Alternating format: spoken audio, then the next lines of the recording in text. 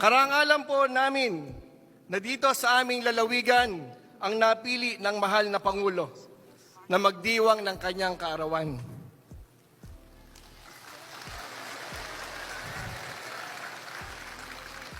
At sa halip na siya ay bigyan natin ng regalo, siya pa ang nagdala ng pagpapala para sa ating mga kababayang magsasaka. Tunay na hindi nasayang ang mahigit 700,000 abante ng ating Pangulong Bongbong Marcos noong nakaraang eleksyon, 2022.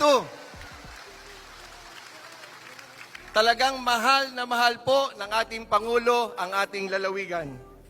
Ngayong araw, ipinagdiriwang din natin ang isang mahalagang hakbang sa pagkamit ng hustisya at kaunlaran sa pamagitan ng reformang agraryo.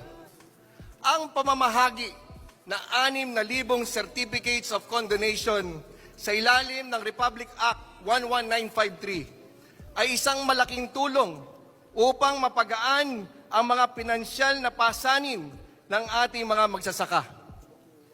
Ang kanilang kalayaan mula sa pagkakautang ay isang hakbang patungo sa mas maunlad na kinabukasan para sa kanilang pamilya.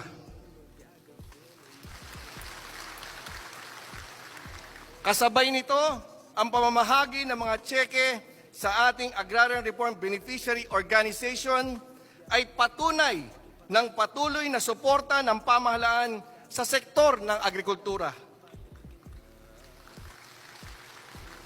Sa mga programang pang-agri-credit, sinisiguro natin na may sapat na tulong at pondo ang ating magsasaka upang mapaunlad ang kanilang mga sakahan. Kahit may mga hamon, narito ang ating pamahalaan, handa at patuloy na sumusuporta. Dahil naniniwala tayo na ang agrikultura ang isa sa mga haligi ng ating ekonomiya. Ang araw na ito ay hindi lamang tungkol sa mga dokumento o tseke. Ito ay araw ng bagong pag-asa at pangakong masaganang bukas para sa ating mga magsasaka.